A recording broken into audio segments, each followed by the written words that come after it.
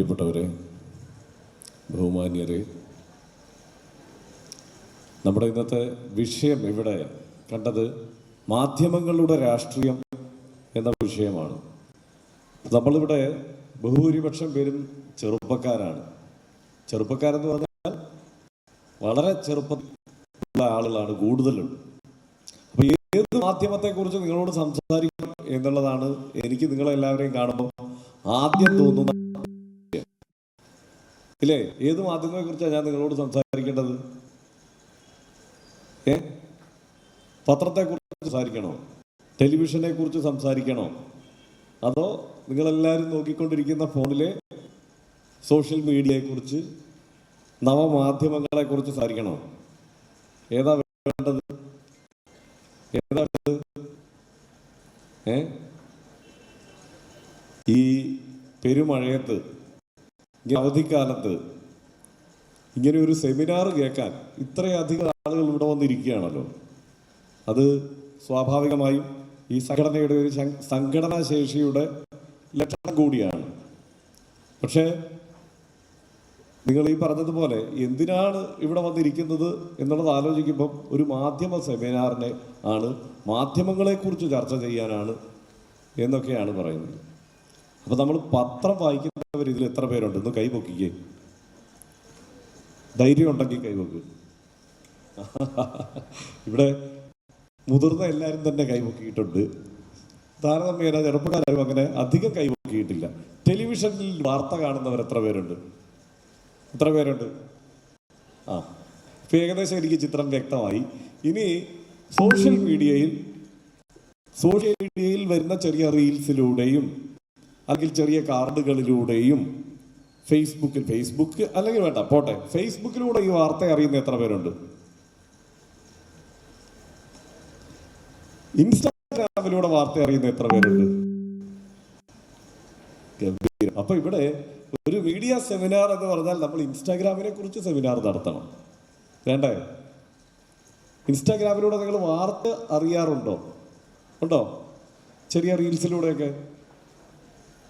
ഒറ്റ കാര്യമേ ഉള്ളൂ, നിങ്ങളോട് ആദ്യം പറയുന്നത്, ഇൻസ്റ്റാഗ്രാമിൽ നമുക്ക് വളരെ രസകരമായ കണ്ടന്റ് ധാരാളം കിട്ടും. നമ്മൾ ഇൻസ്റ്റാഗ്രാമിലൊക്കെ ഉള്ള ഒരു പ്രത്യേകത, അത് നമ്മൾ എവിടെയാണോ കാര്യങ്ങളൊക്കെ തിരയുന്നത് ആ മട്ടിലുള്ള സംഗതികൾ മാത്രമേ നമ്മളെ കാണിച്ചു തരത്തുള്ളൂ. നമുക്കിപ്പോൾ ഡാൻസ് കാണാനാണ് ഇഷ്ടമെങ്കിൽ നമ്മളെ നിരന്തരം ഡാൻസ് കാണിച്ചുകൊണ്ടിരിക്കും. നമുക്ക് പാട്ട് കേൾക്കാനാണ് ഇഷ്ടമെങ്കിൽ പാട്ട് കൂടുതൽ കേൾപ്പിക്കും. വണ്ടി കാണാനാണ് ഇഷ്ടമെങ്കിൽ വണ്ടി കൂടുതൽ നമ്മളെ കാണിച്ചു തന്നുകൊണ്ടിരിക്കും. നമുക്ക് സൗന്ദര്യ സംരക്ഷണമാണ് നമ്മുടെ ലക്ഷണമെങ്കിൽ നമുക്ക് ബ്യൂട്ടി ടിപ്സ് നിരന്തരം തന്നുകൊണ്ടിരിക്കും. നമുക്ക് പ്രകൃതി ദൃശ്യങ്ങൾ കാണാനാണ് ഇഷ്ടമെങ്കിൽ നമ്മളെ പ്രകൃതി ദൃശ്യങ്ങൾ കാണിച്ചുകൊണ്ടിരിക്കും. അല്ലേ? ഇങ്ങനെയല്ലേ നിങ്ങൾക്ക് ഇൻസ്റ്റാഗ്രാമിൽ കാര്യങ്ങൾ കിട്ടുന്നത്? എനിക്കും അതെ. ഞാനൊക്കെ റീൽസ് കണ്ട് കുത്തിയിരുന്ന റീൽസ് കാണാറുണ്ട്. പക്ഷേ നമ്മൾ ഏതാണ് കാണേണ്ടത് എന്നുള്ളത് നമ്മൾ തിരഞ്ഞെടുക്കണം. അല്ലെങ്കിൽ എന്താണെന്നറിയോ, നമ്മളെ യുവമാരെല്ലാം കൂടെ വഴിതെറ്റിച്ച് കളയും. കാര്യം, വാർത്തകൾ വ്യാജ പ്രചാരണം ഭയങ്കരമായിട്ട് നടക്കും. ഇപ്പോൾ ഇവിടുത്തെ ഇൻസ്റ്റാഗ്രാമിൽ ചിലപ്പോൾ നിങ്ങൾ കണ്ടിട്ടുണ്ടാവും, കേരളത്തിൽ എന്ത് മദ്യം ഒഴുകുകയാണ്. ഇങ്ങനെ ഇവിടെ മദ്യപാനികളുടെ നാടാണ്, നശിച്ചു കേരളം. കണ്ടിട്ടുള്ളവരില്ലേ? ഇങ്ങനെ പറയുന്ന ചില ചേട്ടന്മാരും ചേച്ചിമാരിൽ നിന്ന് ഇങ്ങനെ ഇൻസ്റ്റാഗ്രാമിൽ റീൽസിൽ പറയുന്നത് കണ്ടിട്ടില്ലേ? ഇല്ലേ? ആരും കണ്ടിട്ടില്ലേ? അപ്പോൾ ആ റൂട്ടിലേ അല്ല നിങ്ങൾ പോകുന്നത്. അപ്പം അതിനേക്കാൾ എനിക്ക് നൃത്തത്തെക്കുറിച്ചും പാട്ടിനെക്കുറിച്ചും ബ്യൂട്ടി ടിപ്സിനെ കുറിച്ചും ഒക്കെ ചിലപ്പോൾ പറയേണ്ടി വരും, അല്ലേ? കുഴപ്പമില്ല, ഡാൻസ് ഗംഭീരമല്ലേ. കാരണം നൃത്തം അല്ലെങ്കിൽ നമ്മുടെ ഒരു സംഗീതത്തിലുള്ള നമ്മുടെ കഴിവ്, ഇതൊക്കെ എക്സ്പ്രസ് ചെയ്യാൻ കിട്ടുന്ന ഒരു സ്പേസ് എന്നുള്ള നിലയ്ക്ക് സോഷ്യൽ മീഡിയ അപാരമായ സാധ്യത നമുക്ക് തരുന്നുണ്ട്. എല്ലാ കണ്ടെത്തലും രണ്ട് തരത്തിലാണ് പ്രവർത്തിക്കുക. ഒന്നാമത്, മിക്കവാറും കണ്ടെത്തലെല്ലാം ഈ പറയുന്നത് പോലെ ഒരു മുതലാളിത്തത്തിൻ്റെ കണ്ടെത്തലായിരിക്കും. ആ കണ്ടെത്തൽ ഒന്നാമത്തെ ലക്ഷ്യം അതിന് ലാഭം ഉണ്ടാക്കുക, ഒന്ന് അവരുടെ ഒരു ആശയ പ്രചാരണവും ആ മുതലാളിത്ത സങ്കല്പങ്ങളെ നിലനിർത്തിക്കൊണ്ടു പോവുക എന്നുള്ളതൊക്കെയായിരിക്കും ഒന്നാമത്തെ അതിൻ്റെ ലക്ഷ്യം എന്ന് പറയുന്നത്. പക്ഷേ രണ്ടാമത്തെ സംഗതി പ്രയോജനപ്പെടുത്താൻ നമുക്ക് പറ്റും. കാരണം അത് സമൂഹത്തിൽ എങ്ങനെ ഇടപെടുന്നു എന്നുള്ളതിനെ നമുക്ക് ഒരു പരിധി ഡ്രൈവ് ചെയ്യാൻ പറ്റും. നമുക്ക് ഞാൻ നേരത്തെ ചോദിച്ച കാര്യമുണ്ടല്ലോ, കേരളം ഏറ്റവും മദ്യപാനികളുടെ സംസ്ഥാനമാണെന്ന് പറയുന്നുണ്ട്. അത് ഒത്തിരി ആളുകൾ വിശ്വസിക്കുന്നുണ്ട്. പക്ഷെ സത്യത്തിൽ അങ്ങനെയല്ല. മദ്യപാനത്തിൻ്റെ കാര്യത്തിൽ കേരളം ആദ്യത്തെ 10ഓ 15ഓ സ്ഥാനത്ത് പോലും ഇല്ല എന്നുള്ളതാണ് സത്യം. പക്ഷെ നമ്മൾ വിചാരിക്കും നമ്മൾ ഭയങ്കര മദ്യപാനികളാണ് എന്ന്. ഈ റോഡുകൾ മുഴുവൻ കുളമാണല്ലോ എന്ന് നിങ്ങൾ കണ്ടിട്ടില്ലേ? ചില റീൽസ് ഈ റോഡ് മുഴുവൻ കുഴിയാണ്. ഈ സർക്കാർ ഇത് എന്താണ് കാണിക്കുന്നത് എന്നുള്ളത് നമ്മൾ കണ്ടിട്ടില്ലേ? ഇവിടെ വലിയ ഹൈവേയിൽ വലിയ മണ്ണിടിച്ചിലുണ്ടതിനെ കുറിച്ചല്ല ഞാൻ പറയുന്നത്. അതിന് മുമ്പ് തന്നെ പറഞ്ഞു തുടങ്ങിയ കുറേ കാര്യങ്ങളുണ്ടല്ലോ. സത്യത്തിൽ എന്താണ് സംഭവിക്കുന്നത്? ഇപ്പോൾ നിങ്ങളുടെ ആരുടെയെങ്കിലും കയ്യിലൊരു ഫോൺ ഉണ്ടെങ്കിൽ നിങ്ങൾക്ക് ഇവിടെ ഒരു ഗട്ടർ ചൂണ്ടിക്കാണിച്ചിട്ട് അത് റിപ്പോർട്ട് ചെയ്യാം. എല്ലാവരും മാധ്യമപ്രവർത്തകരായി. എല്ലാവർക്കും മാധ്യമപ്രവർത്തനം എന്നുള്ളത് ആ നിലയ്ക്ക് അവതരിപ്പിക്കാൻ പറ്റുന്ന ഒരു സാഹചര്യമുണ്ട്. എന്തിനെക്കുറിച്ച് നിങ്ങൾക്ക് പറയാം. ഫോൺ ഉണ്ടെങ്കിൽ എന്തിനെക്കുറിച്ചും പറയാം, നമുക്ക് എക്സ്പ്രസ് ചെയ്യാം. അതിനുള്ള ഒരു വേദിയുണ്ട്. പണ്ട് അങ്ങനെയൊന്നുമില്ല. കഴിഞ്ഞ 10ഓ 15ഓ വർഷമായിട്ടാണ് ഇതൊക്കെ ഉള്ളത്. അതിനു മുമ്പ് ഇങ്ങനെയൊന്നുമില്ല. ഈ ഫോൺ എന്ന് പറയുന്ന പരിപാടിയില്ല. നമുക്ക് വല്ലപ്പോഴും അല്ലാത്ത ടെലിഫോണിലാണ്, ഈ മൊബൈൽ ഫോണിലല്ല. ഞാനൊക്കെ നിങ്ങളുടെ പ്രായമുള്ള സമയത്ത്, ഇതിൽ ബഹുഭൂരിപക്ഷത്തിൻ്റെ പ്രായത്തിൽ ഞാനുള്ള സമയത്ത് ഫോൺ എന്ന് പറഞ്ഞ പരിപാടിയില്ല. നിങ്ങളൊന്ന് ആലോചിച്ച് നോക്ക്. വീട്ടിൽ ടി വി ഇല്ല. ടി വി വെച്ച് എന്തെങ്കിലുമൊക്കെ ഈ വാർത്ത ആ നിലയ്ക്ക് അറിയാമെന്ന് വെച്ചാൽ അതുമില്ല. പത്രം വായിച്ച് അറിയണം. കഴിഞ്ഞ 25 വർഷം കൊണ്ട് നമ്മുടെ നാട്ടിൽ ഭയങ്കര മാറ്റം ഉണ്ടായി. അന്നൊക്കെ പത്രത്തിലൊരു ഒരു വാർത്ത അച്ചടിച്ചു വരും. ഇതേണ്ടേ ഇവിടെ റോഡിൽ കുഴിയുണ്ട് കേട്ടോ, ഇങ്ങനെ ഇവിടെ വേണ്ട രീതിയിൽ ആളുകൾ പണിയുന്നില്ല എന്നൊക്കെ പറഞ്ഞ് പത്രത്തിൽ അച്ചടിച്ചു വരുന്ന വാർത്ത അങ്ങനെ തന്നെ നമ്മൾ തൊടാതെ വിഴുങ്ങണം. അത് വിശ്വസിക്കണം. അത് സത്യമാണോ അസത്യമാണോ എന്ന് തിരിച്ചറിയാനുള്ള ഒരു മാർഗവും നമ്മുടെ മുന്നിൽ ഉണ്ടായിരുന്നില്ല. എല്ലാവരും പറയും പണ്ട് മാധ്യമങ്ങൾ ഗംഭീരമായിരുന്നു എന്ന മട്ടിൽ എല്ലാവരും പറഞ്ഞു വയ്ക്കുക. ഇപ്പോൾ ഉള്ള മാധ്യമങ്ങളെല്ലാം കുഴപ്പമാണ്. ഒരു കാലത്തും മാധ്യമങ്ങൾ അങ്ങനെ ഗംഭീരമായി ഇരുന്നിട്ടില്ല. എല്ലാ കാലത്തും മാധ്യമങ്ങൾക്ക് മാധ്യമങ്ങളുടേതായ ലക്ഷ്യം ഉണ്ടായിരുന്നു, മാധ്യമങ്ങളുടെ താല്പര്യമുണ്ടായിരുന്നു, മാധ്യമങ്ങളുടെ രാഷ്ട്രീയം ഉണ്ടായിരുന്നു. പണ്ട് പത്രത്തിനതായിരുന്നെങ്കിൽ ഇപ്പോൾ വലിയ കോർപ്പറേറ്റ് സ്ഥാപനങ്ങൾക്കും അവർ ഉണ്ടാക്കി വച്ചിരിക്കുന്ന ഈ പറയുന്ന സോഷ്യൽ മീഡിയയ്ക്ക് അടക്കം അവരവരുടെ രാഷ്ട്രീയമുണ്ട്. മനസ്സിലായില്ലേ? അതായത് ഇപ്പോൾ ഉദാഹരണത്തിന് പറഞ്ഞാൽ, നിങ്ങളിപ്പോൾ എമ്പുരാൻ മിക്കവാറും എല്ലാവരും കണ്ടു കാണുമല്ലോ. കണ്ടോ? എന്താണ്, നിങ്ങളൊന്നും എമ്പുരാനൊന്നും കാണാറില്ല കണ്ടോ?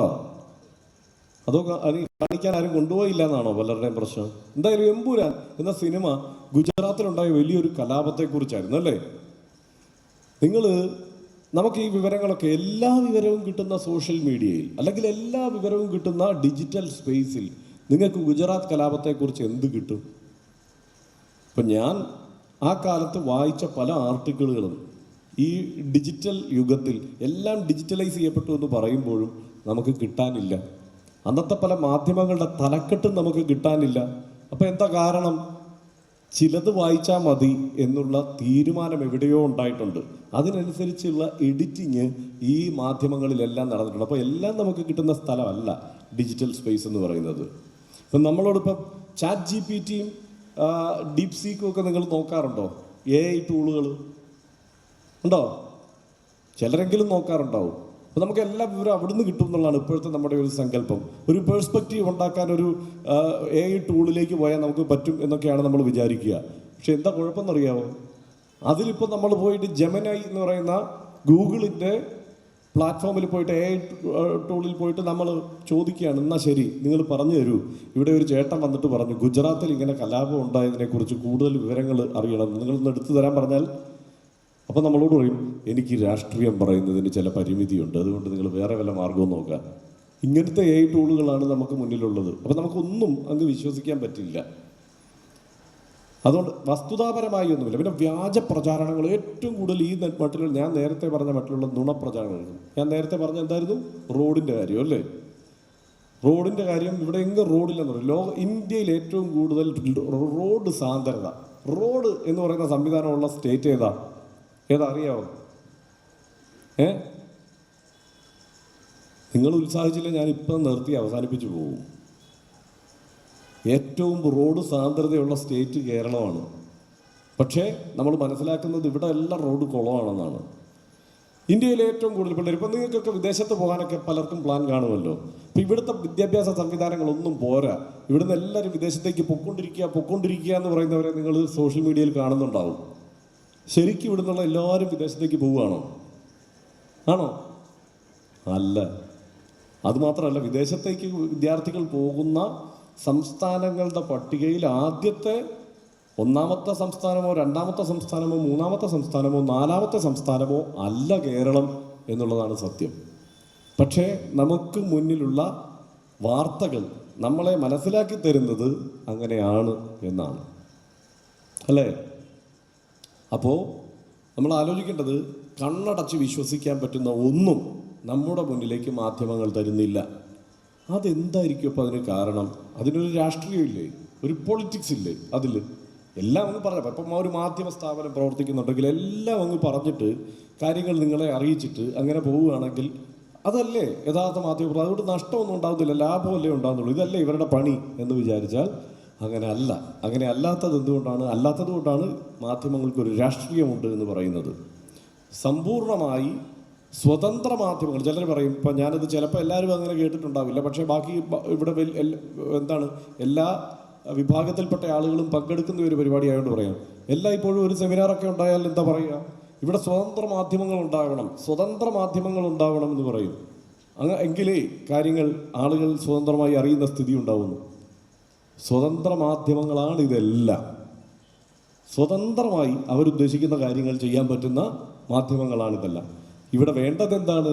മാധ്യമ സ്വാതന്ത്ര്യമാണ്. ആ മാധ്യമ സ്വാതന്ത്ര്യത്തിൽ നമ്മൾ എവിടെയാണ്? നമ്മളങ്ങ് പറയാം 151 സ്ഥാനത്താണ്.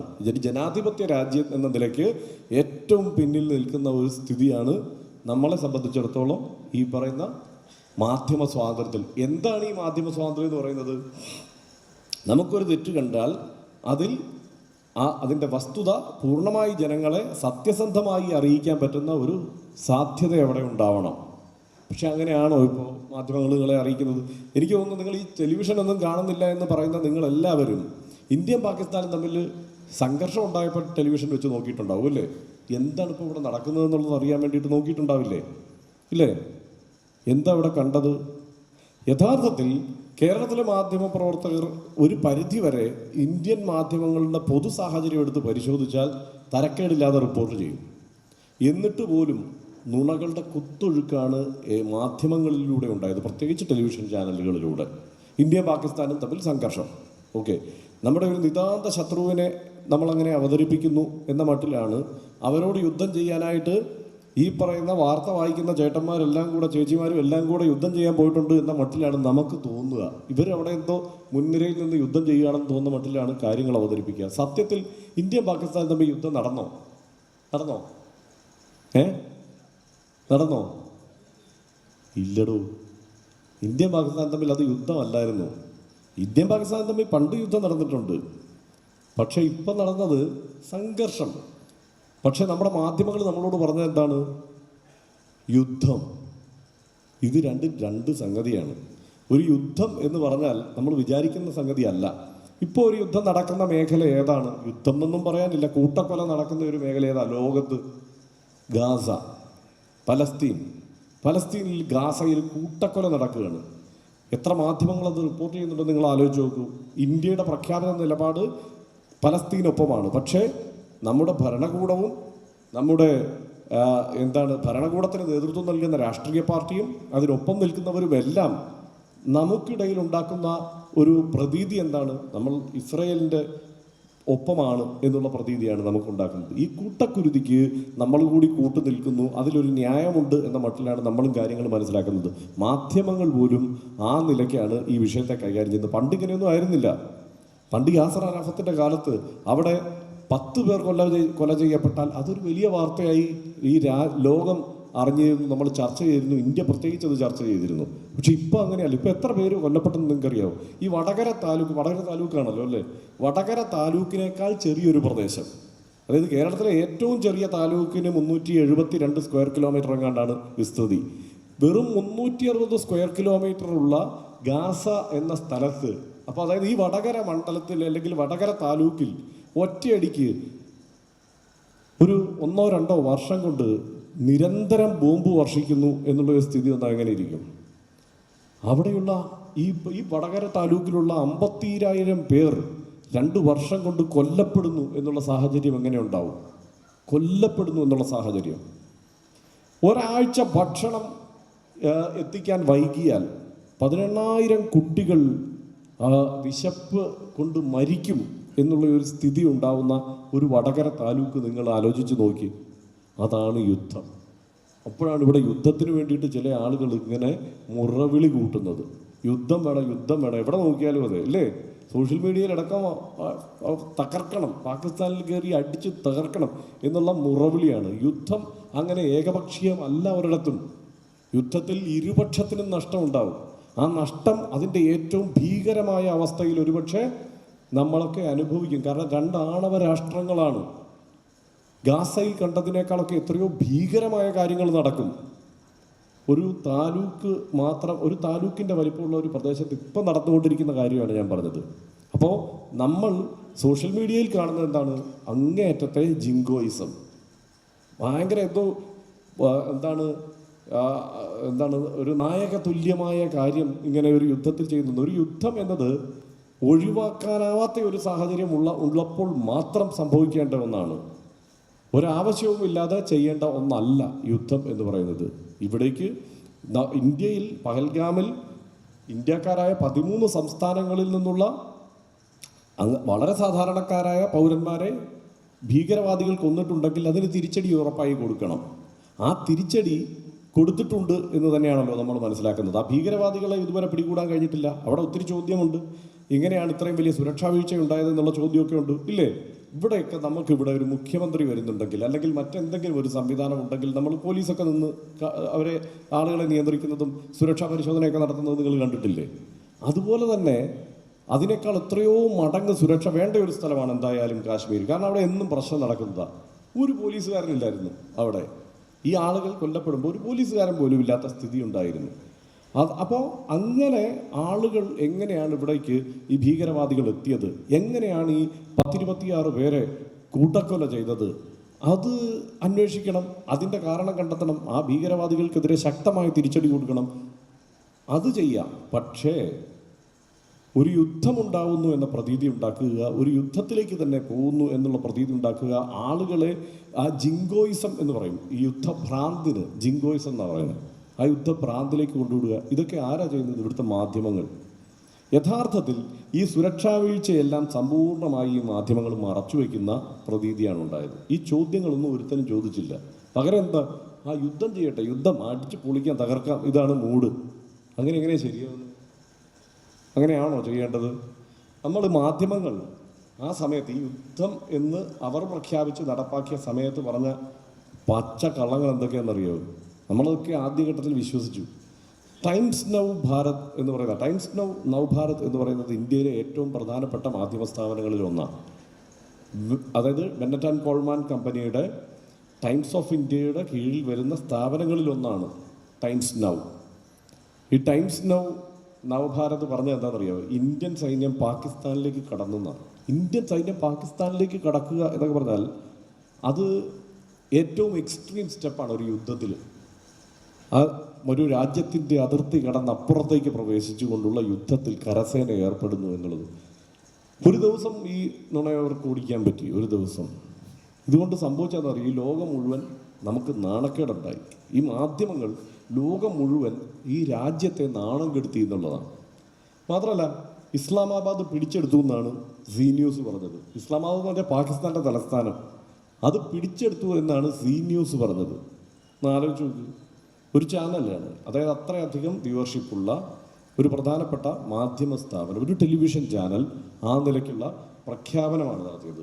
അതുമാത്രമല്ല, ഇപ്പോൾ ആജ് തക്ക് പോലെയുള്ള മാധ്യമ സ്ഥാപനങ്ങൾ ഈ തീവ്രവാദികൾ സൈനിക യൂണിറ്റുകളിൽ ആക്രമണം നടത്തി എന്ന് പറഞ്ഞു. ഇന്ത്യൻ സൈനിക യൂണിറ്റുകളിൽ ആക്രമണം എന്ന് വെച്ച് കഴിഞ്ഞാൽ ആളുകളിൽ കൂടുതൽ പരിഭ്രാന്തി ഉണ്ടാക്കുക, കൂടുതൽ ആശങ്കയുണ്ടാക്കുക, യുദ്ധത്തിന് വേണ്ടിയുള്ള മുറകളിൽ കൂടുതൽ സജീവമാക്കുക.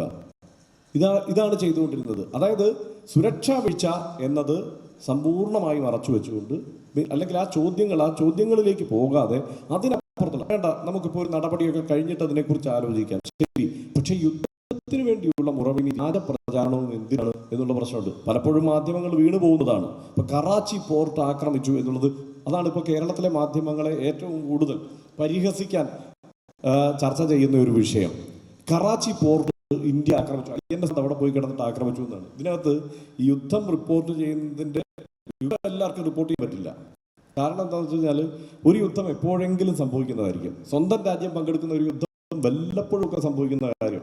അപ്പോൾ അത് എല്ലാവരും റിപ്പോർട്ട്, ഇപ്പം ഞങ്ങൾ തന്നെ പറഞ്ഞു, ഇപ്പോൾ ഈ കാർഗിൽ വാറാണ് ഏറ്റവും ഒടുവിൽ ഇന്ത്യയുടെ ഒരു ഭാഗിക യുദ്ധം എന്ന് പറയുന്നത്. അത് റിപ്പോർട്ട് ചെയ്ത മലയാളം ടെലിവിഷനിലെ ജേർണലിസ്റ്റുകൾ ഇപ്പോഴും ആക്റ്റീവായിട്ടുള്ളത് 4 പേരാണ്. അതിനപ്പുറത്തുള്ള ആളുകൾക്ക് അതിനെക്കുറിച്ച് വലിയ ധാരണയില്ല. പക്ഷേ ഇത് പഠിക്കണമല്ലോ, പഠിച്ചു വേണം അത് റിപ്പോർട്ട് ചെയ്യാൻ. അപ്പോൾ വസ്തുത തന്നെ വേണം പറയാൻ. കറാച്ചി പോർട്ട് ആക്രമിച്ചു എന്ന് പറയുന്നത് എന്താണ്? INS വിക്രാന്ത്. INS വിക്രാന്ത് എന്താണ്? ഒരു നാവികസേനയാണ്. നാവികസേനയുടെ പടക്കം. നാവികസേന ഒരു യുദ്ധമുഖത്തേക്ക് ഇറങ്ങുക, ഏറ്റവും ഒടുവിലാണ് നാവികസേന കടക്കുക. ഇത് സംഘർഷം ആരംഭിച്ച് രണ്ടാമത്തെ ദിവസമല്ല, 1ാമത്തെ ദിവസം ഈ മാധ്യമങ്ങൾ പ്രഖ്യാപിക്കുകയാണ് അവിടെ INS വിക്രാന്ത് കറാച്ചി ആക്രമിച്ചു എന്ന്. അപ്പോൾ അതിനെക്കുറിച്ചുള്ള പ്രാഥമികമായ ഒരു വിലയിരുത്തൽ ഉണ്ടാകുന്നില്ല. ഇപ്പോൾ എല്ലാ വാർത്തയും ആദ്യം കൊടുക്കണം. ഇപ്പം നമ്മളൊക്കെ, ഞാനും സമാന്തരമായി ഇതിനൊപ്പം തന്നെ സഞ്ചരിക്കുന്ന ഒരാളാണ്, അല്ലെങ്കിൽ ഈ മുഖ്യധാരാ മാധ്യമത്തിൽ തന്നെ ഇപ്പോൾ വീണ്ടും ജോലി ചെയ്യുന്ന ഒരാളാണ്. നമുക്ക് ഈ തെറ്റുകളെല്ലാം സംഭവിച്ചിട്ടുണ്ട്. കറാച്ചിയിലെ ആക്രമണം എന്നുള്ള വാർത്തയടക്കം കൊടുത്തിട്ടുണ്ട്. പക്ഷേ അതിനകത്തൊരു കാരണമുണ്ട്. അതിൽ തെറ്റ് കാണുമ്പോൾ ആ നിമിഷം നമ്മളത് തിരുത്തി, ആ നിമിഷം തന്നെ. പിന്നെ ആ തെറ്റ് എങ്ങനെയാണ് സംഭവിച്ചത് എന്നതുകൂടി ഒരു പ്രശ്നമാണ്. ഇപ്പോൾ ബർഖാദത്തിനെ പോലെയുള്ള മുതിർന്ന മാധ്യമപ്രവർത്തകരടക്കം ഇത് സ്ഥിരീകരിക്കുന്നു. എന്നിട്ടും നമ്മളൊന്നും കൊടുത്തില്ല. അതൊക്കെ അപ്പോൾ ബാക്കി മാധ്യമങ്ങളിലെല്ലാം ഈ വാർത്ത പോകുമ്പോൾ നമ്മളുടെയൊക്കെ ഡെസ്കിലിരുന്ന് പിള്ളേർ ഇങ്ങനെ ഭയങ്കര അസ്വസ്ഥരാകുന്നുണ്ട്. ചേട്ടാ ഇത് കൊടുക്കാൻ മേലെ, ഇത് കൊടുക്ക്, സ്ഥിരീകരിക്കുക. ഇവരെല്ലാവരും കൊടുക്കുകയല്ലേ, അപ്പോൾ കേട്ടി അടിച്ചിട്ടുണ്ടാവും, കൊടുക്കാം. അങ്ങനെ വേണ്ട, കൊടുക്കാൻ പറ്റില്ല എന്നുള്ള നിലപാടെടുത്തു. ഏറ്റവും അവസാനം നോക്കുമ്പോൾ ആരാന്നറിയോ? കേന്ദ്രമന്ത്രി കിരൺ റിജിജു ട്വീറ്റ് ചെയ്തിരിക്കുകയാണ്, നമ്മളെ തകർത്തു എന്നും പറഞ്ഞിട്ട്. അപ്പോൾ നമ്മൾ വിശ്വസിക്കണ്ടേ? ഇപ്പോൾ സംസ്ഥാന സർക്കാർ ഇവിടെ ഇടപെടുന്ന ഒരു വിഷയവുമായി ബന്ധപ്പെട്ട് സംസ്ഥാനത്തെ ഒരു മന്ത്രി അതിനെക്കുറിച്ച് എക്സിൽ ഒരു കമൻറ്റ് ചെയ്ത് കഴിഞ്ഞാൽ നമ്മളത് വിശ്വസിക്കും. ഈ മട്ടിൽ വിശ്വസിച്ചു കൊടുത്തവരാണ് കേരളത്തിലെ കുറേ മാധ്യമങ്ങൾ. കാരണം ഓക്കെ, അങ്ങനെ സംഭവിച്ചിട്ടുണ്ടാകും എന്ന്. സത്യത്തിൽ അതും പച്ച നുണയായിരുന്നു. അപ്പോൾ ഒരു പദ്ധതി അവിടെയുണ്ട്. ഈ ജിങ്കോയിസത്തിലേക്ക് ആളുകളെ കൊണ്ടുപോവുക, വസ്തുതകളിൽ നിന്ന് അകറ്റുക, ഇനി നടക്കാനിരിക്കുന്ന തെരഞ്ഞെടുപ്പുകളിലേക്ക് ഈ കണ്ണുകളെ കൊണ്ടുചെന്ന് എത്തിക്കുക, ഇതെല്ലാം കച്ചവടമാക്കുക. ഇതെല്ലാം ഈ യുദ്ധമടക്കം കച്ചവടമാക്കുക എന്നുള്ള പദ്ധതിയിലേക്ക് ഈ മാധ്യമങ്ങൾ എത്തിയിട്ടുണ്ട്. അത് തന്നെയാണ് മാധ്യമങ്ങളുടെ രാഷ്ട്രീയം എന്ന് പറയുന്നത്. അത് തന്നെയാണ് മാധ്യമങ്ങളുടെ രാഷ്ട്രീയം. ഇപ്പം മാധ്യമ റിപ്പോർട്ടിംഗ് എന്ന് പറയുന്നത് ഒരു കാര്യമുണ്ട്. ഫീൽഡിൽ നിന്ന് റിപ്പോർട്ട് ചെയ്യുന്ന ആ രീതി വളരെ മാറിയിരിക്കുന്നു പല മാധ്യമങ്ങളിലും. അതിപ്പോൾ പല കാരണങ്ങൾ കൊണ്ടുണ്ടാവാം, സാമ്പത്തികമായ പ്രതിസന്ധിയൊക്കെ കൊണ്ടാവാം, അങ്ങനെ. പക്ഷേ അപ്പോൾ വസ്തുതയായി മാത്രമേ ക്യാരി ചെയ്തു എന്ന് ഉറപ്പുണ്ടാവണ്ടേ? ഇപ്പോൾ നിങ്ങളിപ്പോൾ ഈ സോഷ്യൽ മീഡിയയിലെ കാര്യം, ഏറ്റവും കൂടുതൽ സോഷ്യൽ മീഡിയയിലെ ഇത്തരം നുണപ്രചാരണങ്ങളെ പൊളിച്ച ഒരാൾ, ഒരു ഹീറോ എന്ന നിലയ്ക്ക് ഈ സംഘർഷകാലത്ത് വന്ന ഒരാളാണ് ആൾട്ട് ന്യൂസ് എന്ന് പറയുന്ന സ്ഥാപനം ആരംഭിച്ച അതിൻ്റെ കോ-ഫൗണ്ടറായ മുഹമ്മദ് സുബൈർ, പ്രതീകും മുഹമ്മദ് സുബൈറും കൂടെ ചേർന്നാണ് ആൾട്ട് ന്യൂസ് എന്ന് പറഞ്ഞൊരു പരിപാടി. എന്താ പറയുക, നമ്മളൊക്കെ ഈ കാണുന്ന ഈ നുണ എന്താണ് എന്ന്, ഈ വ്യാജ പ്രചാരണം എന്താണെന്ന് പൊളിക്കാൻ വേണ്ടിയിട്ട് തുടങ്ങിയ ഒരു പരിപാടിയായത് ഈ ആൾട്ട് ന്യൂസ് എന്ന് പറയുന്നത്. അവർ എന്താ ചെയ്തതെന്നറിയോ? അപ്പം പാകിസ്ഥാൻ ആദ്യം കുറേ നുണ പ്രചരിപ്പിച്ചു. എന്താണെന്നറിയോ? നിങ്ങളൊക്കെ വീഡിയോ ഗെയിം കളിക്കാറുണ്ടാവില്ലേ? വീഡിയോ ഗെയിമുകൾ, ഭയങ്കരമായ ഫയർ ചെയ്യുന്ന ഫ്ലൈറ്റുകൾ വരുന്ന, ബോംബിടുന്ന വീഡിയോ ഗെയിമുകളില്ലേ? ഈ വീഡിയോ ഗെയിമിൻ്റെ ഫുട്ടേജുകൾ കട്ട് ചെയ്തിട്ട് ഇത് ഒറിജിനലായിട്ട് അവിടെ നടന്ന അറ്റാക്കാണെന്ന് പറഞ്ഞുകൊണ്ട് വ്യാപകമായി പ്രചരിപ്പിച്ചു. ഇത് ഇവിടുത്തെ മാധ്യമങ്ങളെടുത്ത് കൊടുക്കുകയാണ്. ഈ വീഡിയോ ഗെയിമിൻ്റെ ഫുട്ടേജുകൾ മാധ്യമങ്ങളെടുത്ത് കൊടുത്തു. അപ്പോൾ ഈ മുഹമ്മദ് സുബൈറും പ്രതീകും കൂടി ഇരുന്നിട്ട് മണിക്കൂറുകൾ കുത്തിയിരുന്ന് ഈ വീഡിയോ ഗെയിമിൻ്റെ ഫുട്ടേജുകൾ കൂടി കണ്ടിട്ടാണ് ഇതിൽ ഒറിജിനൽ ഏതാണ്, നുണ ഏതാണ് എന്ന് തിരഞ്ഞെടുത്തത്. ഉത്തരവാദിത്തമുള്ള മാധ്യമ സ്ഥാപനങ്ങൾ എന്താ ചെയ്തത്? അങ്ങനെ എവിടെയെങ്കിലും ഫാക്ട് ചെക്ക് ചെയ്ത് വസ്തുതാപരമാണെന്ന് സ്ഥിരീകരിക്കപ്പെട്ട കണ്ടന്റ് മാത്രം കൊടുത്തു. അവർക്ക് ചിലപ്പോൾ 1ാം സ്ഥാനത്ത് എത്താൻ പറ്റില്ല, 1ാമത് ഓടാൻ പറ്റില്ല, ഏറ്റവും കൂടുതൽ ഐബോൾസ് അട്രാക്റ്റ് ചെയ്യാൻ പറ്റില്ല. പക്ഷേ അങ്ങനെ തന്നെയാണ് മാധ്യമങ്ങൾ, അങ്ങനെ ഉത്തരവാദിത്തമുള്ള അപൂർവ മാധ്യമങ്ങൾ കാര്യങ്ങൾ കൈകാര്യം ചെയ്തത്. ബഹുഭൂരിപക്ഷം മാധ്യമങ്ങളും ഇതെല്ലാം എടുത്ത് അങ്ങ് വിതരണം ചെയ്തു. മുമ്പ് യമനിലും സൗദി അറേബ്യയിലും പലസ്തീനിലും ഒക്കെ ഉണ്ടായ അറ്റാക്കുകളുടെ ഫുട്ടേജസ് എടുത്തിട്ട് ഇപ്പോൾ ഇന്ത്യയും പാകിസ്ഥാനും തമ്മിൽ നടന്ന സംഘർഷത്തിൻ്റെതാണെന്ന് പറഞ്ഞ് ഈ മാധ്യമങ്ങൾ വിതരണം ചെയ്തു. നമുക്കൊരു കാര്യമല്ലേ, ഇപ്പം മരിച്ച വീട്ടിൽ ചെന്നാൽ അവന് ശവമായി കിടക്കണമെന്ന് ചില ആളുകളെക്കുറിച്ച് നമ്മൾ പറയാറുണ്ട്, ഇല്ലേ? എന്ന് വെച്ച് കഴിഞ്ഞാൽ മെയിൻ ആവണം എന്ന് പറയുന്ന മട്ടിലുള്ള ഒരവസ്ഥ എല്ലാ മാധ്യമ സ്ഥാപനങ്ങളിലും ഇപ്പോൾ റിപ്പോർട്ടർമാർക്ക് മെയിൻ ആവണം ചെന്ന് കഴിയുമ്പോൾ. കാരണം റിപ്പോർട്ടിംഗ് എന്ന് പറയുന്നത്, ഇപ്പോൾ ശ്രീദേവി എന്ന് പറയുന്ന നടി മരിച്ചു. നടി ബാത്ടബിലാണ് മരിച്ചു കിടന്നത്. ഒരു ഹിന്ദി ചാനലിൽ ഞാൻ നോക്കുമ്പോൾ ആ വാർത്ത റിപ്പോർട്ട് ചെയ്യുന്ന റിപ്പോർട്ടർ ഒരു ബാത്ടബിൽ കിടക്കുക. ശരിക്കും ബാത്ടബിൽ കിടന്നിട്ടാണ് വാർത്ത റിപ്പോർട്ട് ചെയ്യുന്നത്. അത് ഇതിലെത്തുന്ന സംഭവം. അതുപോലെ ഞാൻ പറഞ്ഞത്, ഒരു മരണ വീട്ടിൽ ചെന്നാൽ ഒരു മരണം അറിയിക്കണമെങ്കിൽ അവിടെ ശവമായി കിടന്ന് റിപ്പോർട്ട് ചെയ്യുന്നതാണ് ഇപ്പോഴത്തെ രീതി. ആ മട്ടിൽ തന്നെയാണ് ഈ സംഘർഷ സാഹചര്യത്തിൽ പല ഹിന്ദി ചാനലിലും പട്ടാള യൂണിഫോം ഒക്കെ ഇട്ടിട്ടാണ് ആൾക്കാർ വാർത്ത വായിക്കാൻ ഇറങ്ങിയത്. ഇനി ഒരു കണ്ടന്റ്, ഒരു ഡേറ്റ എക്സ്പ്ലെയിൻ ചെയ്യാൻ, എക്സ്പ്ലെയിനേഴ്സ് അവതരിപ്പിക്കാൻ, കൂടുതൽ ആളുകളെ അട്രാക്ട് ചെയ്യാൻ വേണമെങ്കിൽ ഒരു വേഷമൊക്കെ കെട്ടി നിന്നോട്ട്, കുഴപ്പമില്ല. ഇതങ്ങനെയല്ല. ഇത് യുദ്ധകാഹളം മുഴക്കുകയാണ്. പച്ച നുണ ഇങ്ങനെ വിളിച്ചു പറയുകയാണ്, ഇങ്ങനെ വേഷം കെട്ടി നിന്നിട്ട്. ഇതെന്താ എന്നിട്ട് സംഭവിച്ചതെന്നറിയോ? ഇന്ത്യയും പാകിസ്ഥാനും തമ്മിൽ സംഘർഷം ഉണ്ടായി. സൈന്യം വളരെ വൃത്തിക്കാണ് കാര്യങ്ങൾ പറഞ്ഞത്. നമുക്ക് റഫാൽ യുദ്ധവിമാനങ്ങൾ, നമ്മുടെ ഭയങ്കര അഭിമാനമായി ഫ്രാൻസിൽ നിന്ന് മേടിച്ചുകൊണ്ട് വന്ന റഫാൽ യുദ്ധവിമാനങ്ങൾ, അത് ഈ സംഘർഷത്തിൽ പോയി പാകിസ്ഥാൻ വെടിവെച്ചിട്ടു എന്നൊക്കെയുള്ള ആരോപണങ്ങളുണ്ടായി. അപ്പോൾ അങ്ങനെ ഒരു ആരോപണം ഉണ്ടാവുമ്പോൾ ഇത് വസ്തുതയാണോ എന്ന് സ്വാഭാവികമായും ജനങ്ങൾ ചോദിക്കും, മാധ്യമങ്ങൾ ചോദിക്കും. സൈന്യത്തോട് ചോദിച്ചപ്പോൾ സൈന്യം കൊടുത്ത മറുപടി എന്താണെന്നറിയാമോ? ഒരു യുദ്ധമാകുമ്പോൾ രണ്ടു പക്ഷത്തും നഷ്ടം ഉണ്ടാവും, ലാഭം മാത്രമല്ല യുദ്ധം. ഇതാണ് സൈന്യം കൊടുത്ത മറുപടി. രാഷ്ട്രീയ നേതൃത്വം അത് സ്ഥിരീകരിക്കാൻ തയ്യാറായില്ല. പക്ഷേ മാധ്യമങ്ങളതല്ല ചെയ്തത്. മാധ്യമങ്ങൾ പാകിസ്ഥാൻ്റെ വെടിവെച്ചിടാവുന്ന പരമാവധി വിമാനങ്ങളെ റിപ്പോർട്ടർമാർ വെടിവെച്ചിട്ടു. സൈന്യം വെടിവെച്ചിട്ട കാര്യം കൃത്യമായി നമുക്കറിയില്ല. പക്ഷേ റിപ്പോർട്ടർമാർ അത്രയധികം മാധ്യമങ്ങളെ വെടിവെച്ചിട്ടു. അവിടെ അത്രയധികം പ്രദേശങ്ങൾ, റാവൽപിണ്ടിയൊക്കെ തകർത്തു. ഇത് മാധ്യമങ്ങളാണ് ചെയ്തത്. ഈ വിഷയത്തെ രാഷ്ട്രീയമായി പ്രയോജനപ്പെടുത്താൻ ഒരു ഭാഗത്ത് ശ്രമമുണ്ട്. ഇപ്പോൾ ബീഹാറിൽ ഇലക്ഷൻ നടക്കുകയാണ്. ആ തെരഞ്ഞെടുപ്പ് പ്രചാരണത്തിൻ്റെ ഭാഗം കൂടിയാക്കി മാറ്റാൻ വേണ്ടിയിട്ടുള്ള ശ്രമം നടക്കുന്നുണ്ട്. അപ്പോൾ ഇതുകൊണ്ട് നമുക്ക് സംഭവിച്ചത് എന്താണെന്നറിയോ? സൈന്യത്തെ ഇപ്പോൾ ഈ സംഘർഷം അവസാനിച്ചു കഴിഞ്ഞപ്പോൾ ഇന്ത്യയുടെ സേനാ മേധാവികൾ വന്നിരുന്നിട്ടൊരു വാർത്താ സമ്മേളനം നടത്തി, ആളുകളോട് കാര്യങ്ങൾ പറഞ്ഞു. അവിടെയാണ് ഈ നഷ്ടത്തെക്കുറിച്ചൊക്കെ അവർ വസ്തുതാപരമായി പറയുന്നത്. വളരെ പ്രൊഫഷണലായ നിലപാടാണ് അവർ സ്വീകരിച്ചത്. സത്യസന്ധമായി പറഞ്ഞാൽ രാഷ്ട്രീയ നേതൃത്വവും ഇതേക്കുറിച്ച് കൂടുതൽ മിണ്ടാൻ തയ്യാറായില്ല ആ സമയത്ത്. അതുകൊണ്ട് വലിയ തോതിൽ നമ്മൾ അന്താരാഷ്ട്ര സമൂഹത്തിന് മുന്നിൽ നാണം കെട്ടില്ല. പാകിസ്ഥാനിലെ സേനാ മേധാവിമാർ വന്നൊരു വാർത്താ സമ്മേളനം നടത്തി. ആ വാർത്താ സമ്മേളനത്തിൽ അവർ ചെയ്ത പണി എന്താണെന്നറിയാമോ? ഈ പാകിസ്ഥാനിലെ സേനാ മേധാവിമാർ ഈ ഇന്ത്യൻ മാധ്യമങ്ങൾ ഈ ലോകത്തോട് വിളിച്ചു പറഞ്ഞ ഈ പച്ച നുണ മുഴുവൻ അവർ പ്രദർശിപ്പിച്ചു. എന്നിട്ട് പറഞ്ഞ് ഇതാണ് ഇവന്മാരുടെ പരിപാടി. ഇവന്മാർ മറ്റേ ബോളിവുഡിൽ നിന്ന് ഇറങ്ങി വന്നിട്ടില്ല, ബോളിവുഡിൽ സിനിമയെ കാണുന്ന യുദ്ധമാണ് ഒറിജിനൽ യുദ്ധം എന്നാണ് ഇവന്മാർ ധരിച്ചു വെച്ചിരിക്കുന്നത് എന്ന് പറഞ്ഞിട്ട് അപഹസിച്ചു.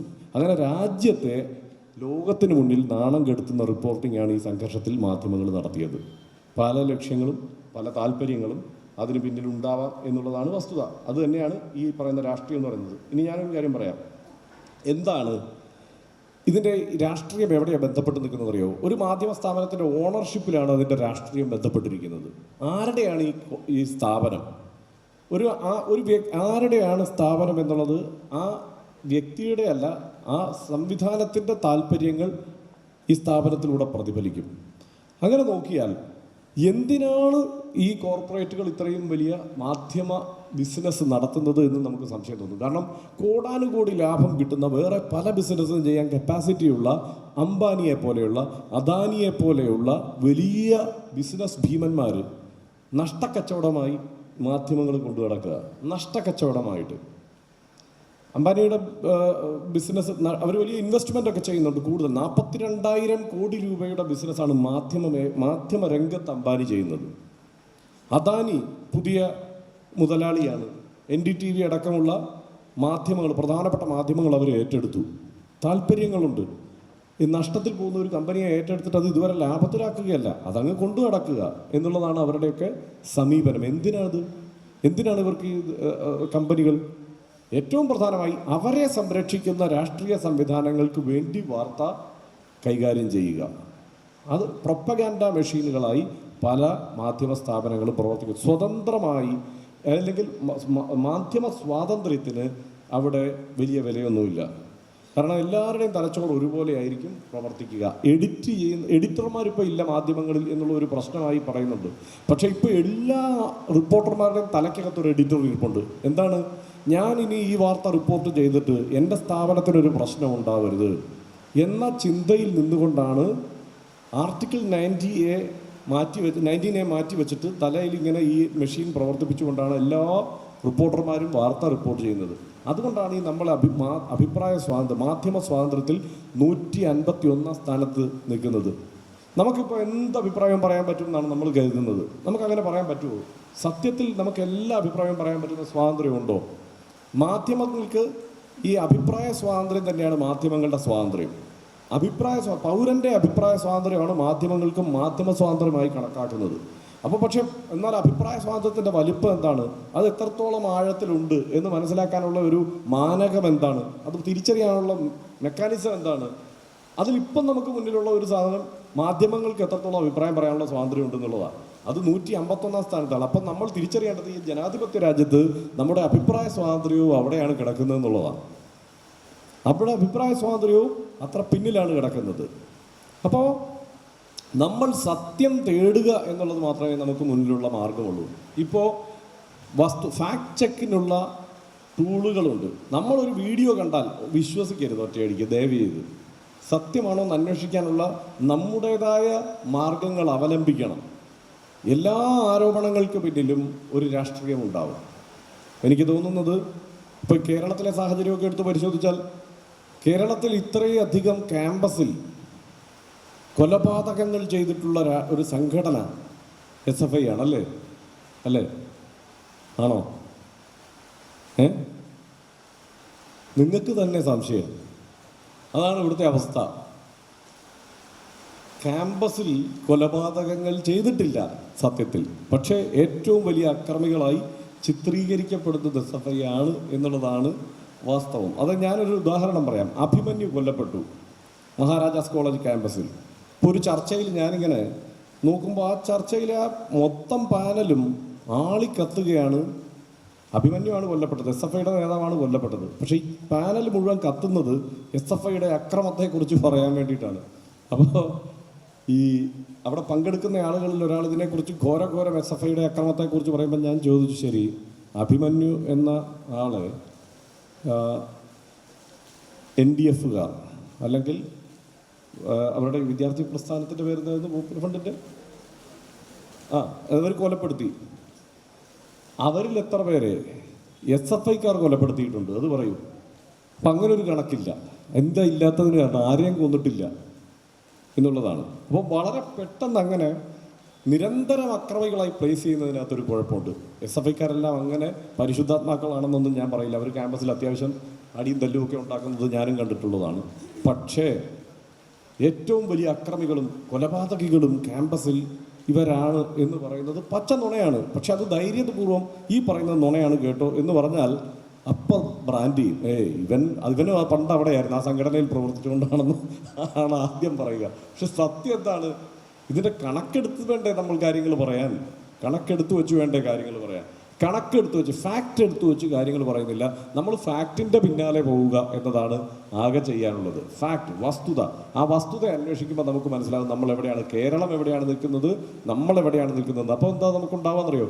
നമുക്ക് അഭിമാനം ഉണ്ടാവണം. നമ്മളുടെ സ്റ്റേറ്റ് കൊള്ളാം എന്നുള്ള അഭിമാനം ഉണ്ടാവണം. ഒറ്റ കാര്യം കൂടെ നിങ്ങളോട് ഞാൻ പറഞ്ഞിതങ്ങ് അവസാനിപ്പിക്കാം. എന്താണെന്നറിയോ? 25 വർഷം മുമ്പ് കേരളം എന്ന് പറയുന്നത് വേറൊരു കേരളമായിരുന്നു. നിങ്ങൾക്കിപ്പോൾ 25 വർഷം എന്നുള്ളത് നിങ്ങൾക്കൊക്കെ വലിയ പഴയ ഒരു കാലം പോലെ തോന്നും. 25 വർഷം എന്ന് പറയുന്നത് ഇതിൽ ബഹുഭൂരിപക്ഷത്തിനും. പക്ഷേ 25 വർഷം മുമ്പ് ഈ കേരളത്തിൽ പട്ടിണി ഉണ്ടായിരുന്നു. പട്ടിണി എന്ന് പറഞ്ഞാൽ കൊടിയ ദാരിദ്ര്യം. ആ സമയത്ത് കേരളത്തിലുണ്ടായ ഒരു പ്രോജക്റ്റാണ് കുടുംബശ്രീ എന്ന് പറയുന്നത്. കുടുംബശ്രീ പോകുന്ന അമ്മമാരുടെ മക്കൾ പലരും ഇവിടെ കാണും, ഇല്ലേ? ഉണ്ട്. കുടുംബശ്രീ എന്ന് പറയുന്ന പ്രോജക്റ്റിൻ്റെ മുദ്രാവാക്യം എന്തായിരുന്നു എന്ന് ആർക്കെങ്കിലും അറിയാവോ? അന്ന് ആ പ്രോജക്റ്റ് വരുന്നത് എന്തിനാണ്? കുടുംബശ്രീ വന്നത് സ്ത്രീ ശാക്തീകരണത്തിനാണെന്നാണ് നമ്മളെല്ലാവരും ഒറ്റയടിക്ക് പറയുക. പക്ഷെ സത്യത്തിൽ സ്ത്രീ ശാക്തീകരണത്തിലൂടെ ദാരിദ്ര്യ നിർമ്മാർജ്ജനം എന്നുള്ളതായിരുന്നു ലക്ഷ്യം. 25 വർഷം മുമ്പ് പട്ടിണി ഉണ്ടായിരുന്ന ആ സംസ്ഥാനത്തിൽ നിന്ന് നമ്മളിപ്പോൾ അതിദരിദ്രരില്ലാത്ത സംസ്ഥാനമായി വളർന്നിട്ടുണ്ട്. അതിദരിദ്രരില്ലാത്ത സംസ്ഥാനമായിട്ട്. പണ്ട് അയൽവക്കത്തുനിന്ന് വെളിച്ചെണ്ണ നമുക്ക് വരണമായിരുന്നു, അയൽവക്കത്തുനിന്ന് പഞ്ചസാര വരണമായിരുന്നു, അയൽവക്കത്തുനിന്ന് ഉപ്പ് വരണമായിരുന്നു എന്ന സ്ഥിതിയിൽ നിന്ന് കേരളത്തിലെ ഏതാണ്ട് എല്ലാ കുടുംബങ്ങളും സമ്പൂർണ്ണമായി മാറിയിട്ടുണ്ട് എന്നുള്ളതാണ്. അതൊരു സുന്ദരമായ കാലമായി മറ്റൊരു തരത്തിൽ വേണമെങ്കിൽ വ്യാഖ്യാനിക്കാം അയൽപക്ക ബന്ധങ്ങളെയൊക്കെ. പക്ഷേ ഇപ്പുറത്ത് അടുപ്പ് പുകയാത്തത് കൊണ്ടാണ് ഇങ്ങനെയൊക്കെ വരേണ്ടി വരുന്നത് എന്നുള്ള സാഹചര്യം കൂടി ഉണ്ടായിരുന്നു. അതുകൊണ്ട് എല്ലാ പഴയ കാലവും എല്ലാ ഓർമ്മകളും അത്ര സുന്ദരമൊന്നുമല്ല. അപ്പം അങ്ങനെ ഒരു മാറ്റമുണ്ടായ ഒരു സംസ്ഥാനമാണ് കേരളം. ഏറ്റവും കൂടുതൽ വിദ്യാസമ്പന്നർ എന്താണ് പുറത്തേക്ക് ഇങ്ങനെ ഒഴുകുന്നു എന്ന് പറയുമ്പോൾ പൊഴുത്തുന്ന ഫോറിൻ റെമിറ്റൻസ് ഏറ്റവും നന്നായി എത്തുന്ന ഒരു സംസ്ഥാനം തന്നെയാണ് കേരളം. ഏറ്റവും കൂടുതൽ വഴികളുള്ള സംസ്ഥാനമാണ് കേരളം. ഏറ്റവും കൂടുതൽ കേസുകൾ രജിസ്റ്റർ ചെയ്യുന്ന ഒരു സംസ്ഥാനമാണ് കേരളം. അത് അഭിമാനത്തോടെ പറയേണ്ടത്. ഇവിടെ കേസിൻ്റെ എണ്ണം കൂടുതൽ എന്നുള്ളതല്ല നമ്മൾ കണക്കാക്കേണ്ടത്. എന്താണ് എല്ലാ കേസുകളും എല്ലാ നിയമവിരുദ്ധ പ്രവർത്തനങ്ങളും ഇവിടെ ഒരു കേസായി മാറുന്നു എന്നുള്ളത് ഉറപ്പിക്കാൻ കഴിയുന്ന ഒരു സംസ്ഥാനമായി കേരളത്തിന് മാറാൻ കഴിഞ്ഞിട്ടുണ്ട് എന്നുള്ളതാണ്. ഇവിടെ എന്താണ് കണക്ക് വെച്ച് പറയാത്ത ചില കാര്യങ്ങളുണ്ടല്ലോ. നമ്മൾ എല്ലാ മാധ്യമങ്ങളും എടുത്ത് പരിശോധിച്ച് കേരളത്തിൽ ബാറുകൾ അങ്ങനെ അനുവദിക്കുകയാണ് എന്ന് പറയും. ശരിയാണ്. ഞാനും നോക്കുമ്പോൾ ഞാൻ ഇടുക്കിയിലാണ് എൻ്റെ വീട്. എറണാകുളത്തു നിന്ന് ഇടുക്കിക്ക് പോകുന്ന വഴിക്ക് ഞാൻ ഇതുവരെ കണ്ടിട്ടില്ലാത്ത ബാറുകൾ ഇങ്ങനെ കാണാം. പക്ഷെ അതാണോ നമ്മൾ മനസ്സിലാക്കേണ്ടത് എന്നുള്ളതാണ് ഒരു പ്രശ്നം. അവിടെ ടൂറിസം ഡെവലപ്മെൻറ്റും കാര്യങ്ങളും ഒക്കെ വരുന്നുണ്ട്, ബാറുകൾ ആവശ്യമുണ്ട്. ആ കൂടെ നമ്മൾ മനസ്സിലാക്കേണ്ടതാണ് കേരളത്തിൽ മദ്യപാനികളുടെ എണ്ണം കൂടിയിട്ടുണ്ടോ, മദ്യ ഉപഭോഗം കൂടിയിട്ടുണ്ടോ, പ്രതിശീർഷ മദ്യ ഉപഭോഗം അത് കൂടിയിട്ടുണ്ടോ എന്ന് നോക്കുമ്പോൾ അത് കുറവാണ്. അപ്പം നമ്മൾ എന്താണ് മനസ്സിലാക്കേണ്ടത്? ഇവിടെ ഭയങ്കര മദ്യം ഒഴുകുന്നു അതുകൊണ്ട് എല്ലാവരും കുടിയന്മാരായി എന്നാണോ? അല്ല, മദ്യ ഉപഭോഗം കുറഞ്ഞു എന്നുള്ള വസ്തുത തന്നെയാണ് നമ്മൾ പറയുന്നത്. ആ ഫാക്റ്റിലേക്കാണ് നമ്മൾ പോകേണ്ടത്, മാധ്യമങ്ങൾ പറയുന്നതിലേക്കല്ല, അവർ ഉയർത്തുന്ന ആരോപണങ്ങളിലേക്കല്ല. അതിന് പിന്നിൽ വല്ല അഴിമതിയൊക്കെ ഉണ്ടെങ്കിൽ അത് അന്വേഷിക്കണം. പക്ഷെ അതിലേക്ക് പോകാനോ ആ അഴിമതി പുറത്തു കൊണ്ടുവരാനോ ഒന്നും മാധ്യമങ്ങൾ മെനക്കെടാറുമില്ല. അതായത് കണ്ണിൽ പൊടിയിടുന്ന ആരോപണങ്ങൾ ഇങ്ങനെ പറഞ്ഞുകൊണ്ടിരിക്കുക എന്നുള്ളതാണ് പ്രധാനമായും മാധ്യമങ്ങൾ ശ്രമിക്കുന്ന ഒരു കാര്യം. അപ്പോൾ അങ്ങനെയുള്ള വസ്തുതകൾ നേരത്തെ പറഞ്ഞു, വിദേശത്തേക്ക് ഏറ്റവും കൂടുതൽ ആളുകൾ പോകുന്നു. പക്ഷെ അതിലെ വസ്തുത നമ്മൾ തന്നെ അന്വേഷിക്കണം. അന്വേഷിക്കുമ്പോൾ എന്താണ് കേരളത്തിൽ നിന്നല്ല പോകുന്നത്. കേരളത്തിൽ വേറെ ഒത്തിരി സൗകര്യങ്ങളുണ്ട്, കേരളത്തിൽ സാധ്യതകളുണ്ട്. ആ സാധ്യത കേരളത്തിലുള്ള ആളുകൾ പ്രയോജനപ്പെടുന്നുണ്ട്. വ്യവസായ സ്ഥാപനങ്ങളെല്ലാം പൂട്ടുന്ന സംസ്ഥാനമാണ് കേരളം എന്ന് പറയാം. അതിൽ ആ കാര്യത്തിൽ എന്താണെന്ന് വെച്ച് കഴിഞ്ഞാൽ ഇപ്പം അതങ്ങനെ ഏൽക്കുന്നില്ല. കാരണം നമ്മുടെ കൺമുന്നിൽ ഇങ്ങനെ കണ്ടുകൊണ്ടിരിക്കുന്നു. ഇവിടെ വ്യാവസായികമായി കുറെ കൂടി പുരോഗതി ഉണ്ടാകുന്നു. ഈസ് ഓഫ് ഡൂയിങ് ബിസിനസ് എന്നുള്ളത് അത് എത്രത്തോളം ആ മുദ്രാവാക്യത്തെ അല്ലെങ്കിൽ ആ പ്രയോഗത്തെ രാഷ്ട്രീയമായി വേറെ തന്നെ ചർച്ച ചെയ്യേണ്ടതാണ്. പക്ഷേ അങ്ങനെ ഒരു സാഹചര്യം ഇവിടെ ഉണ്ട് എന്നുള്ളത് നമ്മൾ മനസ്സിലാക്കണം. അപ്പോൾ മാധ്യമങ്ങൾ നമ്മളെ പറഞ്ഞ് പഠിപ്പിക്കുന്ന ഒരു കേരളമല്ല, അതിനപ്പുറത്ത് നമുക്ക് അഭിമാനിക്കാൻ കഴിയുന്ന നേട്ടങ്ങൾ ഒട്ടേറെയുള്ള ഒരു സംസ്ഥാനമാണ് കേരളം. ഒരു പരിധിവരെ മാധ്യമങ്ങളുടെ നിരന്തര വിമർശനം അതിൽ ചില തരത്തിലൊക്കെ ചില മേഖലകളിലെങ്കിലും നമുക്ക് ഗുണമായിട്ടുണ്ട്. അതിലേറെ ദോഷവും ഉണ്ടാക്കുന്നുണ്ട്. കാരണം ഈ ഞാൻ നേരത്തെ പറഞ്ഞാൽ അന്താരാഷ്ട്ര തലത്തിൽ തന്നെ നമ്മളെ അപമാനിക്കുന്ന തരത്തിലുള്ള കണ്ടന്റ് ഉൽപ്പാദിപ്പിച്ചുകൊണ്ട് അപമാനിക്കുന്ന മാധ്യമ പ്രവർത്തകരും മാധ്യമ ഉടമകളും എല്ലാം ഇവിടെയുണ്ട്. അത്തരം ഒരു സാഹചര്യമാണുള്ളത്. അപ്പോൾ ഞാൻ നേരത്തെ പറഞ്ഞു വന്ന കോർപ്പറേറ്റുകളുടെ ഉടമസ്ഥതയിൽ ഈ കാര്യങ്ങൾ നിൽക്കുമ്പോൾ അവരുടെ താല്പര്യങ്ങൾക്കനുസരിച്ച് അവർക്ക് വേണ്ടി പ്രവർത്തിക്കുന്ന സർക്കാരുകൾക്കും ഭരണകൂടങ്ങൾക്കും വേണ്ടിയിട്ട് തന്നെയാണ് അവരുടെ വാർത്തകൾ ഉണ്ടാവുക. ഒരൊറ്റ കേന്ദ്രത്തിൽ ഇരുന്നു കൊണ്ട് വാർത്തകളെ മുഴുവൻ നിയന്ത്രിക്കാനും കൈകാര്യം ചെയ്യാനും കഴിയുന്ന ഒരു സംവിധാനമായി ഈ കോർപ്പറേറ്റുകളുടെ മാധ്യമ സ്ഥാപനങ്ങൾ മാറിയിട്ടുണ്ട്. അതിന് കർഷക സമരം അടക്കം നമുക്ക് മുന്നിലുള്ള വ്യക്തമായ തെളിവുകളാണ് എന്നുകൂടിയാണ് ഞാൻ പറഞ്ഞു വയ്ക്കുന്നത്.